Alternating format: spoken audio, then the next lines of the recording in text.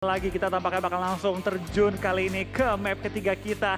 Ini dia map pengulangan The OG map PUBG Mobile. Ini dia E-Wrangle. Ya betul sekali, map terbanyak yang akan dimainkan di hari ini. Karena masih ada satu E-Wrangle lagi di akhir. Dan pesawatnya Wolfie ini cukup sadis ya. Karena ada di selatan banget. Dari sekitaran Milta Power mungkin sedikit ke atas dari bagian Primos. Tapi kalau kita berbicara tim-tim Indonesia yang bermain, NFT akan cukup enak. RRQ mungkin cari vehicle terlebih dahulu atau setidaknya bisa untuk touchdown di bagian schoolnya. Kemudian EVOS harusnya bisa langsung ke Verifier. Kemudian GD enak banget Primos langsung. Betul. Tapi kalau kita kali ini ya dari tim NFT udah nggak turun lagi Novo kayaknya. Karena nggak terpantau bersama dengan tim BN United. Dan ini gue suka. Kalau kita kemarin ada sedikit konten lah ya di antara kita. Gue sempat bilang masukan ke NFT adalah jangan sampai gengsi fight mulu di Novo. Karena kita tahu NFT ini adalah tim yang kuat. Terbukti mereka adalah tim yang kuat apalagi dengan banyak data yang mereka kantongi. Tapi kuatnya mereka itu dari rotasi mereka bangun. Kalau rotasi dia nggak bisa dilakukan alias kekunci sama tim BN, kayak kekuatan utama mereka hilang. Dan aku suka banget ketika dari tim NFT sekarang terlihat tidak gontok-gontokan ke Novo. Ya itu pandangan yang sangat menarik, gue setuju juga karena setiap tim tuh kayak punya secret weapon atau ultimate formnya gitu ya. Istilahnya kalau kita berbicara NFT, bener banget rotasi mereka yang predictable. Kemudian juga karena unpredictable-nya itu jadi surprise karena lawan. Kali ini meninggalkan atau mengurangi egonya dan bahkan dibayar manis oleh Zona. Kali ini menuju ke arah sekitaran bagian ruins dari NFT sendiri. So, it's quite good. EVOS, GD juga enak banget. RRQ, gue lihat udah mulai mendekat ke arah bagian school. Juga menguasai 40% zona pertama. Mungkin PR-nya enggak lah, buat tim Indo udah masih cukup aman ya untuk zona pertama ini. Betul, tapi kita ngomong-ngomong aman, tampaknya dari tim Secret bakal bertemu juga dengan tim lawannya Axis kali ini, mana dari seorang Jumper melakukan 2 klip spray tapi belum bisa menumbangkan seorang Heinuk 3 klip, tapi ya baik lagi mungkin udah kelamaan juga nembaknya. Ya betul banget, di sekitaran shelter ya. Lagi dan lagi perebutan vehicle masih terus dilakukan dari Jumper. Belum ada penjemputan yang akan dilakukan karena memang terbatas. Face Clan, Vintores, dia mendengar ada pintu yang terbuka. Flippy langsung memburu, hunting mode dilakukan. Mencari di mana Vintores berada dan itu dia Vintores. Belum terdeteksi Vintores di sana. Flippy just jumping around having fun. One knockdown, one elimination masuk untuk NFT. Dua bahkan kali ini. Tony K juga kena. Berarti benar, emang kuncinya adalah meninggalkan Novo dulu. Betul. Memang Novo kala itu bukan pilihan terbaik berarti. Betul. Buat NFT. Tapi ini yang gue suka dari tim NFT. Mereka bisa dibilang ya adaptasi dengan cukup cepat. Mereka melihat bahwa kelemahan mereka ini di early game dikarenakan dikunci ya, bukan karena diri sendiri gitu. Betul. Karena ada lawan gitu dan mereka menyadari bahwa gimana solusinya, tinggalin aja udah Novonya. Nggak usah terlalu pusing, nggak usah terlalu gengsi juga tabrak-tabrakan. Yang penting adalah prestasi dan kali ini NFT langsung dapetin 2 poin di awal-awal. Dan game pertama mereka juga tadi oke loh, kalau nggak salah dapetin 5-6 poin konsisten. Dan sekarang baru memulai game dapetin 2 poin, itu menurut gue udah nilai plus banget. Ya untuk tim NFT tentunya ya. Dan kalau kita berbicara tim lain Indonesia, RRQ kali ini mungkin ada pengamatan dari bagian Dingos tadi. Sorry, For Rifles sekarang masih terbang loh. Iya, dari For Rifles masih terbawa gue ternyata ya. Iya. Ini For Rifles tadi masih terbang di bagian atas. Entah apa tujuannya, mungkin untuk mengambil rumah terlebih dahulu untuk dapat vehicle dan loot sedikit. Karena kita belum lihat kawan-kawan For Rivals yang lainnya. Tadi gue kira akan menunjukkan Rozok tapi tidak juga. Nah ini ada satu hal yang menarik nih. Apa tuh? Nerpeko tuh dari kemarin gue tontonin tapi gue baru nanya nih ke lo nih. Karena gue mau minta pendapat para caster nih. Unik gak sih caranya main Nerpeko? Gue kan ya pernah deket lah sama dia, pernah lihat cara dia main langsung gitu. Cara dia megang HP itu beda sama orang-orang lain. Iya barusan di kamera kan kelihatan tuh. Iya. Kayak megangnya pakai orang kan mainnya telunjuk ya? Orang kan main pakai 2 telunjuk sama 2 jempol. Betul. Kalau 4 jari ya main dia kan 4 jari. Kalau gue lihat Nerpeko main, dia itu malah mainnya di kiri itu sama telunjuk jempol. Tapi untuk kanan itu mainnya pakai ngejepitnya. Itu pakai jari tengah. Wah. Jadi nggak digeletakin gitu loh. I see. Gue dari pas gamenya Nerpeko keluar tuh gue berpikir kok bisa ya orang main begitu ya. Jadi kayak dijepitnya tuh nggak orang pada umumnya gitu. So ya mungkin itu salah satu rahasia dari seorang Nerpeko ya. Karena close combat dia juga tentu nggak bisa diragukan lagi. Kita semua tahu lah tatap mata Peko sejak season pertama sampai sekarang tetap eksis menandakan masih tetap kompetitif ya Flo ya. Iya, jadi kalau dia tuh di tangan kanan dia, jempol digantikan dengan telunjuk. Telunjuk itu pakai jari tengah dia. Gokil. Jadi dia nge-scope pakai jari tengah mainnya. Dan gue pernah nyoba kan, gue penasaran karena kalau kata-kata orang gak cuma dia yang mainnya kayak gitu. Gue penasaran kan. Kalau nggak salah Boong juga mainnya gitu, cuma Boongnya 3 jari. Jadi jempol kanan diganti pakai telunjuk kanan mainnya. Nah itu menurut gue unik, tapi ini dia yang lebih unik lagi di mana NFT pindah drop tampaknya cukup membuat tim FaZe Clan kaget, bingung ya kok ada tim lain yang ngisi area ini. Betul banget. Karena setahu gue FaZe Clan itu kan ngincer ke arah Gergopol. Nah itu dia. Ke arah Gergopol, mungkin tadi karena nggak nyampe, mereka nyari kendaraannya kerebut, NFT punya informasi bahwa kalau gue jadi NFT sih gue tahu sih ini di mana. Karena kan mereka pindah tempat, nyari kendaraan, udah pasti tahu nih potensi ketemu orang di awal siapa aja. Ya betul banget, pasti saat berpindah tempat dia metain juga dong. Siapa nih kira-kira yang ada di dekat mereka dan dengan jalur pesawat seperti itu ya FaZe Clan menjadi salah satu yang paling utama lah dekat dengan bagian NFT yang tadi sekitaran Ruins. Kemudian juga mengambil rumah 6 yang warnanya sekarang berubah dari kuning udah diupdate ke arah hijau muda. Dan ini dia NFT udah mulai mengambil lagi beberapa vehicle yang lain. Drone kita masih mengudara juga melihat Ramones yang udah mulai bergerak ke arah sekitaran Georgiopol juga. Drone masih terbang juga. Ada drone yang lain tentunya dari NFT udah di bagian lower ground tentunya. Flippy udah mulai menyeberang juga, berarti menandakan mereka tidak rotasi dengan menggunakan vehicle, tapi compound by compound, on foot juga, dan akhirnya touchdown di perempatan yang biasa dimainkan oleh Aura maupun Morph kala itu. Betul, ini dari tim NFT kita bakal lihat biasanya mereka adalah tim pinggir zona. Sekarang mereka menempatkan diri di tengah-tengah zona. Kita bakal lihat nih dari revolusi yang dilakukan oleh tim NFT, meninggalkan pinggiran zona, meninggalkan Novo, pindah ke tengah-tengah zona. Akankah mereka bisa memaksimalkan hari ini? Karena seperti yang kita tahu NFT menjadi satu dari 4 tim yang lolos ke Super Weekend pertama. Ya, betul. Dan ya kita bilang secara mayoritas ya, tim butuh 2 minggu buat lolos. Ya betul banget, Meskipun minimal banget gak sih? Biasanya gitu, tapi memang ada beberapa kasus yang cukup ekstrim kayak tim Nero. Yang seminggu Super Weekend pun bisa lolos, tapi ya baik lagi. Itu kan ekstrimnya. Kita lihat rata-ratanya biasanya butuh 2 minggu minimal buat lolos ke Super Weekend. Itu pun masih battle 2 minggu. Iya itu benar-benar masih kejar mengejar ya bisa kita katakan ya. Apalagi setiap minggunya ada 15 game. Tentu se-underperformnya sebuah tim tentu kadang-kala masih tetap mendapatkan momentumnya. So paling aman ya 2 minggu lah minimal untuk mengikuti Super Weekend itu pun. Ketika udah berbicara 2 minggu sedangkan kontender lain banyak yang masih 3 minggu. 3 minggu atau bahkan yang kemarin masuk sekarang enggak terus masuk lagi di minggu terakhir. Berarti pertandingan 2 minggu pun masih ketat gitu loh. Jadi harus semaksimal mungkin lah setiap game yang dimainkan. Dan Betul. menarik sekali EVOS juga udah mulai bergerak ke arah bagian atas dari Very Pure. Udah mulai mendekati Gatka juga. Yangon ada di bagian selokan-selokan. Ini menariknya dari bagian SEA juga gue lihat makin berani para tim ini untuk bermain lebih luas. Dapat vision lebih luas juga. Tidak jarang memang terculik 1-2 player. Tapi setidaknya habis itu recall mereka cepat. Backup mereka cepat. Body sistemnya juga on point. Kehilangan 1 player membuat mereka akhirnya dapat info lebih. Di situ ada lawan. Gak usah ada di situ. Dan kumpulnya mereka bisa lebih kuat lagi Flo. Betul, baik lagi. Mereka nge-split ini bukan split yang ngasal. Mereka selalu mempertimbangkan andai gue ditabrak, apa yang harus gue lakuin. Cara gue nge-hold kayak gimana, cara gue kabur gimana. Kayak tim RQ nih, mereka nge-split kedua angle berbeda.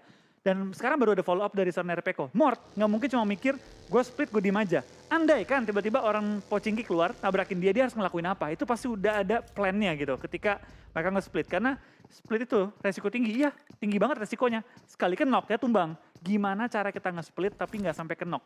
Iya betul Itu banget. kuncinya. Dan itu disitulah tadi perspektif-perspektif yang lu sampaikan kan ya. Kayak dari titik mana aja yang bisa masuk. Kemudian juga bagaimana covernya, bagaimana body systemnya. Dan ya itulah menariknya ya teman-teman ya. Ini udah SEA, tingkatannya udah lebih tinggi. Orang-orang udah bermain lebih taktis lagi. Dan yang gue katakan juga tidak hanya dari region, bahkan wildcard juga. APG misalnya Yangon.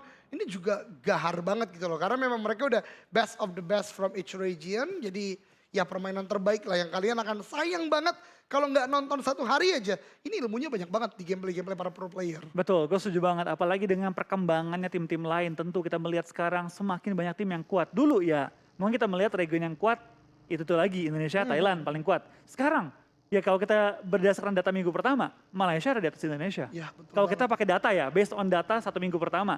Tapi bukan tidak mungkin tim-tim lain bakal step up. Seperti Indonesia sudah menunjukkan permainan terbaik di game pertama, game kedua kita juga dengan ada WWC dari BTR, ada juga performa yang cukup stabil dari tim-tim lainnya. Dan ini baru hari pertama. Masih banyak chance juga untuk region-region lain seperti Thailand yang kehilangan Onyx di Super Weekend. Bisa ngebikin mereka masuk Super Weekend. Ya bisa jadi karena kembali lagi yang tidak masuk Super Weekend pun pasti ada evaluasi yang dilakukan. Kemudian juga step up gameplay yang pasti masih bisa untuk dilakukan. Bargain yang akan menjadi juara pasti ini akan sangat-sangat berbangga karena Lawannya tadi, mereka semua udah step up dari semua tontonan, gameplay yang semakin matang, experience dari setiap seasonnya, kemudian juga komunitas dari setiap region menurut gue juga tetap besar karena di sela-sela break kita pun ketika mau masuk ke game, ada sosok dari komunitas. Indonesia mungkin ada Pevita Pierce, salah satu entertainer yang memang jump in ke game juga. Kemudian dari beberapa region lain gue lihat juga ada platform Nimo yang hidup di bagian saya. Ini menandakan makin luas dan walaupun mereka mungkin bukan competitive player tapi dengan terus ada tontonan pasti selalu dapat insight nggak sih Flo? Betul, dan ya pasti sih di semua bisa dibilang olahraga yang ada sedunia, semakin berjalannya waktu semakin berkembang juga dari skill dan taktik yang ada. Dan PUBG Mobile tidak terkecuali juga, perkembangan sih menurut gua PUBG Mobile luar biasa banget. Dibilang ya kita kalau mundur 2 tahun lalu, PUBG Mobile tuh game yang berbeda di kompetitifnya. Iya, iya. Simple banget 2 tahun lalu. Betul, gue inget saat gue masih di kursi penonton tentunya, nontonin lu sama Pasta Ngecast, selalu pembahasannya, wah sekarang orang-orang udah rotasi pakai 2 vehicle. Ya Oh, kan? 3 gitu Kata kan. 3 itu udah wah banget kala itu. Sekarang nggak, orang 4 orang smile. Iya orang 4 orang smile betul. Itu menandakan saya salah satu perkembangan yang sangat pesat itu baru dari satu aspek.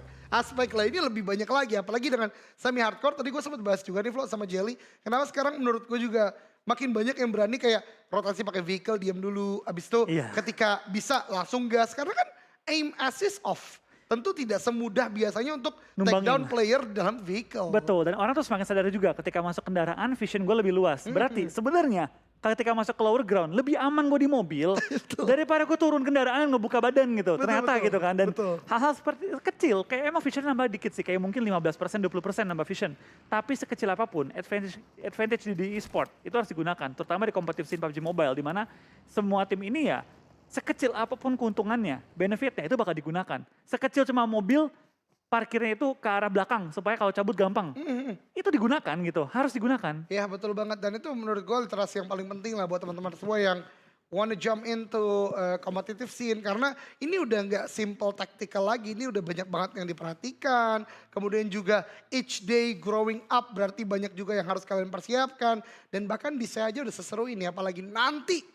Global Championship yang sekarang aja yang udah terspill di beberapa media nama-nama yang akan berangkat termasuk dari Indonesia The Genesis Dogma itu banyak nama baru loh. Setidaknya tim lah, timnya banyak yang nama baru juga gitu Betul, kan. gue rasa sejak adanya semi hardcore ya, ini banyak banget sih tim yang ibaratnya yang tadi di atas turun ke bawah, yang dari bawah naik ke atas dan ini yang gue suka ketika ada perubahan yang nge-push player juga untuk berkembang. Tentunya ada tim-tim yang mungkin tadinya ketika pakai aim assist mereka punya kebiasaan buruk yang pakai rotasi terlalu dekat sama kompon orang. Jadi gampang ke take down. Ketika masuk ke semi hardcore, gue udah gak gampang lagi nih ke take down. Gue pede aja rotasi sekarang. Itu membuat mereka semakin kuat lagi dan itu yang gue bilang itu. Perubahan itu gak selalu buruk. Tergantung kita menanggapinya seperti apa. Yap, that's the good point. Dan setelah 2 zona kita chat-chat ya Flo. Akhirnya kita masuk ke zona ketiga di mana makin padat nih Flo. Makin terlihat pergerakan dan kita harapkan sebentar lagi akan adanya kontestasi yang terjadi because we are hyping untuk game kalian dan itu dia. Dari MS Chonburi melakukan tembakan ke arah bagian depan. Vampire Stone yang tadi luar biasa di Ranger pertama tapi Fluket gak kelihatan. Jasper belum terdeteksi juga. Fluket masih bertahan di sana Flo. Betul, tapi Jasper tampaknya sudah menyadari bahwa tempat ini terlalu enak buat tidak diisi oleh tim lain. Sehingga dia sedikit waspada, tarik mundur kali ini dan kembali bersama dengan teman-temannya. Di mana dia bakal mengarah ke arah Ponzai. Dan sekarang kita bakal lihat juga tampak dari Infinity mulai terpantau di layar kecil kanan bawah. Kita mulai harus mengisi pinggir-pinggir circle. Depan-depanan dengan tim EVOS kali ini. Ya betul banget, Lizard hampir saja tadi ter-take down. Untungnya ada balasan yang cukup baik juga dari punggawa EVOS lainnya. Nah ini juga strategi untuk terus meninggalkan satu orang. Baik untuk scout atau back fire dari bagian belakang itu juga indah menurut gue dari Battle Royale skena Asia Tenggara PUBG Mobile tentunya. Namun kali ini Infinity berhasil untuk melakukan pengusiran. Mereka udah menguasai bagian selatan, akan mulai masuk dalam zona. Dan zonanya cukup tengah. Pochinki harusnya masih masuk dalam zona kali ini. Pergerakan-pergerakan di sekitaran kompon Pochinki udah mulai ramai. Axis menempati tempat tersebut dari school dan apartment. Vampire makin mendekati juga berarti ya cenderung ke arah Central Erangel itu sendiri. Betul. Tapi kita bakal lihat juga tampaknya dari Onyx VPE sudah berdekatan. VPE memotong pergerakan dari tim Onyx menuju ke arah lower ground. Cekungan yang arah tepat depan compoundnya. Sedangkan kita bakal dari Axis bakal join the fight juga menghalangi tim Infinity masuk ke arah zona lebih dalam lagi. Betul. Ini baru zona ketiga tapi tampaknya fight juga mulai breaking out kali ini di antara tim-tim yang sudah mengisi tempat-tempat yang cukup strategis kali ini. Iya betul banget, derby Thailand terjadi kali ini antara Vampire dan juga Onyx. Ada Nate yang cukup tinggi dilemparkan oleh Fluket dan juga Ravenclaw memberikan damage tapi tidak terlalu besar. Knockdown harus segera diupayakan revive tentunya. Dan tempat Vampire ini kita juga bisa memberikan testimoni ya, karena beberapa kali The Caster juga main di tempat ini. Enak banget memang Flo bisa melakukan pick off ke arah bagian depan. Hanya butuh untuk menghindari tembakan mungkin dari RRQ dalam konteks ini. Dan bagus banget untuk Vampire sementara waktu. Betul, dari Vampire tadi bisa juga menahan gempuran dari tim RRQ di mana Asa terpantau cukup low. Tembakan mini dari seorang Fluket hampir menumbangkan Asa. Dan memang angle shootnya itu untuk nembak ke arah bukan kompon ya, cekungan dari tim VP. Emang dari jendela atau dari atap saja. Tapi sementara tim yang patut diwaspadai oleh tim VP bukanlah RRQ sebenarnya, tapi Onyx yang arah tepat di belakang mereka. Dan dengan zona yang mental kali ini kita bakal lihat mayoritas tim harus pindah lagi. Meskipun nggak jauh, tapi harus sedikit geser menuju ke arah zona. Yo, ini zona yang cukup menyulitkan tentunya karena menuju ke arah bagian Axis. Berarti menuju ke arah compound pinggiran Pochinki. Gereja mungkin masih masuk dalam zona. For Rifles masih menjadi salah satu tim yang diuntungkan juga. Bahkan Epi udah dikirimkan ke depan untuk mungkin mulai memetakan lagi kira-kira titik mana yang bisa dimainkan. Namun sementara waktu Ruins akan mulai ditinggalkan. Ada Face Clan di sini yang memang sedianya udah kehilangan 2 player. Ada NFT juga berarti yang berdekatan dengan mereka. Dan di depan mereka ada MS Chonburi. Berarti akan ada 3 tim setidaknya. Dan tim Secret masuk di antara player-player tersebut. Ada V Gaming juga, bahkan Jumper, jumping out from the vehicle, knockdown di sana. Betul, GD punya PR cukup berat juga di mana dia harus maju ke arah depan dan dihalangi oleh tim-tim lain. Tapi di lain sisi dari GD menumbangkan VG yang bakal jadi kesempatan untuk berperang kali ini. RRQ melihat kesempatan untuk men-take over batu yang dimiliki oleh tim 45 untuk maju ke arah depan juga. Tapi 45 memberikan covering fire yang cukup baik ke arah tim RRQ kali ini, tapi belum bisa menumbangkannya. Luar biasa, RRQ akan langsung menuju ke arah bagian tengah di zona keempat. Mudah-mudahan mereka bisa untuk controlling area sebaik mungkin. Karena setidaknya For Rivals sudah kehilangan one of their key point player. Epi di mana di minggu pertama The Clutch. Karena Axis luar biasa kali ini. Mungkin vehicle-vehicle dari RRQ udah mulai tidak selamat, tapi setidaknya central zona udah mereka dapatkan. Dasianya masih ada, kalau bisa untuk diamankan mungkin akan lebih baik lagi ya Flo ya. Betul, tapi dari tim RRQ harus memperluas kontrol mereka sekarang. Dengan asap-asap mereka lontarkan, bangun tembok dan coba untuk menyebar. Karena lihat, posisi mereka terlalu sempit kali ini. Yes, punya 14, tapi satu bom bisa langsung menumbangkan 2. Dan kalau info bahwa 2 player knock, itu menjadi satu benefit juga bagi tim lawannya.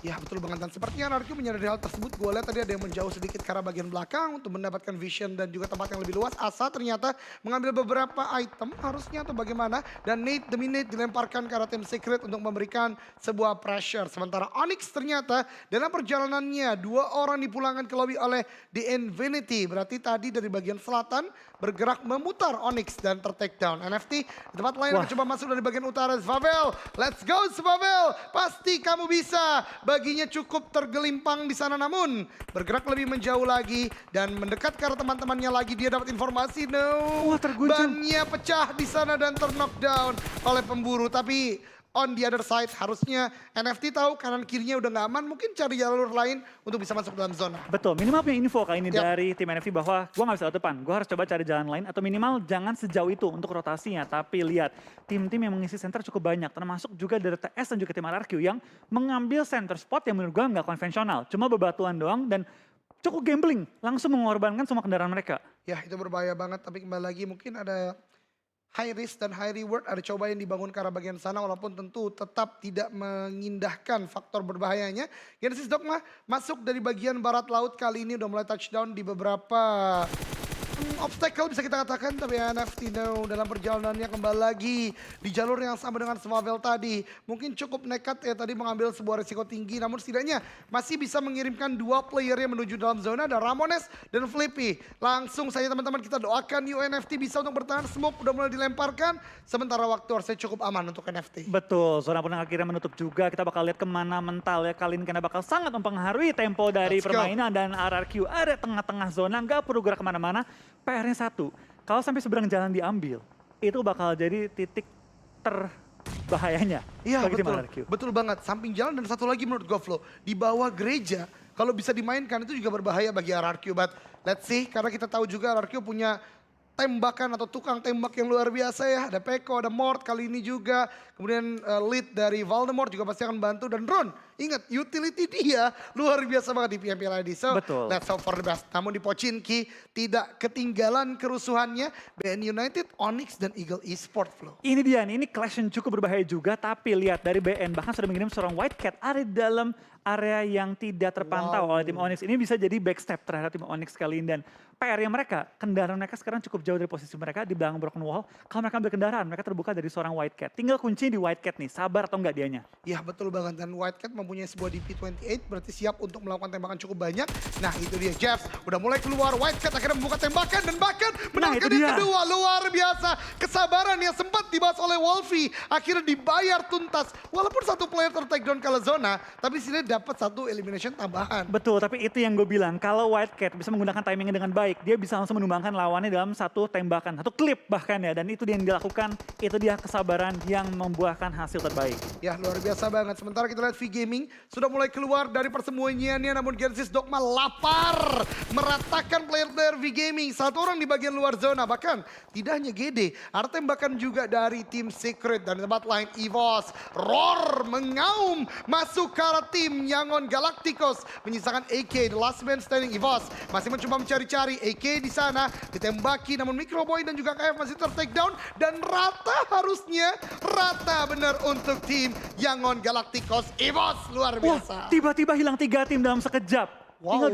12 tim doang sekarang. Dan sekarang NFT masih bertahan juga di pinggir-pinggir dari circle. Bisa menahan gempuran dari tim FaZe Clan. FaZe Clan pun harus berhadapan dengan tim For Rivals yang ada di dalam area perumahan. Zona pun sudah mulai bergerak, yang berarti semua tim harus maju ke arah depan kali ini. Dan cukup banyak player demi player, tim demi tim berjatuhan secara bersamaan kali ini. Ya betul banget, di Infinity masih cukup enak. Namun itu dia sebuah nade matang memberikan Matung splash bang. damage. Betul, kalau tadi dikurangi 1 detik lagi aja mungkin ceritanya bisa berbeda. Namun ini dia RRQ yang sudah mempunyai sebuah blokade kuat di bagian tengah. Masih cukup baik for Rivals. Di bagian utara juga melakukan gatekeep. Masih cukup baik. NFT tidak membuka tembakan sama sekali. Namun dideteksi oleh MS Chonburi. Not a good situation. Satu player ter-knockdown. Dan gua harapkan NFT bisa keluar dari situasi yang buruk ini. Betul, kita bakal tampakkan dari tim Infinity bakal berhadapan dengan tim Axis kali ini. Lempar-lemparan bom menumbahkan Foki. Titik terdepan dari tim Axis kali ini. Dan ini membuat tim Infinity punya ruang gerak lebih jauh karena lawan mereka sekarang terjepit di area gudang dan harus maju ke arah depan. Betul sekali, lihat dari bagian Axis diberikan molly juga. Pergerakan mereka tidak akan cukup aman. Dari di Infinity harus mulai maju ke arah bagian depan. Dan FaZe Clan tiba-tiba juga dipulangkan ke lobby. Berarti papan atas akan semakin kuat untuk Bigetron. Di papan tengah sampai bawah ada kesempatan untuk mengejar tentunya. Ya, sementara tim Indonesia masih bertahan semua kali ini NFT. Ada RRQ, ada juga tim EVOS kali ini dan juga GD. Apalagi RRQ, EVOS, GD masih utuh dengan 4 player mereka. Ya betul banget, tapi dari EVOS no. Dalam perjalanannya ke arah tim Secret satu persatu ter-takedown. Bahkan ada tembakan dari GD juga, namun tim Secret pulang ke lobby oleh EVOS Reborn juga. Luar biasa sekali Red Face dan bahkan Nid ke arah Satar. Indonesian Derby juga terjadi di sini. Walaupun memang keduanya tidak akan terelakkan dari fight karena keduanya butuh masuk ke dalam zona dari barat nih Flo. Betul, ini mau nggak mau kedua tim ini saling nge-clear karena mereka nggak punya kendaraan untuk forting, mereka nggak punya asap yang terlalu banyak juga lagi karena belum saling nge-looting juga. Dan ini bakal jadi challenge bagi kedua tim ini untuk survive masuk ke arah zona selanjutnya. Tapi lihat Infinity mulai maju ke arah tim RRQ di mana Infinity bakal berhadapan langsung dengan tim RRQ di area low ground. Ya betul banget, Revive demi Revive juga sedang dibangun oleh, wait, itu Nichil di mana? Nichil di kanan kah tadi jauh? Enggak, dekat dengan ya? start, dekat dengan ya, start. dekat ya. Weh, Flo? Oke. Itu Nichil, oke. Nanti kita lihat nanti berikutnya ya. Namun ini dia di Infinity. Mela mendapatkan knockout lagi. Satu player terakhir dari Axis pulang ke lobby 7 tim. Dan bahkan seluruh tim Indonesia yang bergabung masih ada di dalam zona NFT. Tapi ternyata udah pulang ke lobby dengan satu player terakhirnya. Namun nice try tentunya. Masih game kedua bagi NFT. Masih ada kesempatan cukup banyak di Infinity. Lihat blokadenya di bagian tengah terlalu terbuka. Kesempatan bagi EVOS ter-take down 1. Luar biasa kali ini peperangan pecah tiba-tiba di zona ke-6.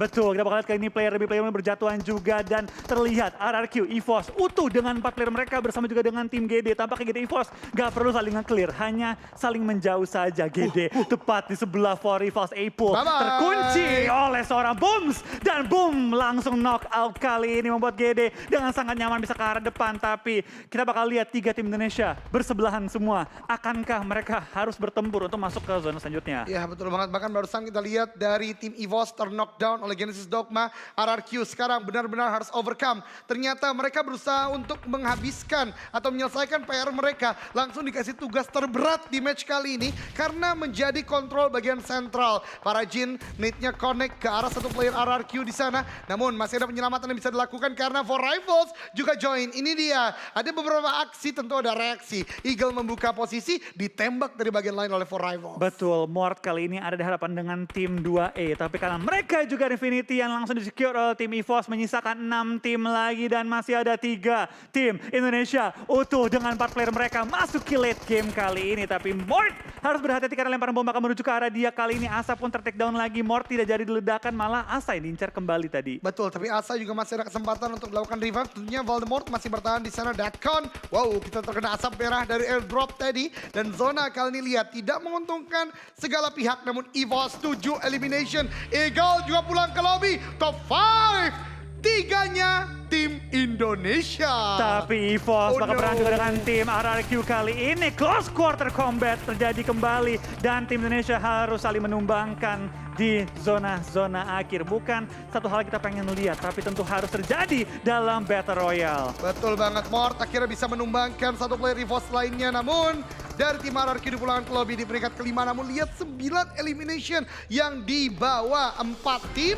2 diantara tim Indonesia, Genesis Dogma dan juga EVOS melawan For Rivals dan MS Chonburi. Betul, 4 tim tersisa, 2 dari Indonesia. GD masih utuh dengan 4 player mereka dan sisanya dalam kondisi cukup bonyok, termasuk juga tim EVOS. Tapi EVOS dengan sudah meng-clear satu lawan mereka, tentu ini membuat tim EVOS sedikit lebih lega di bagian dari selatan circle-nya.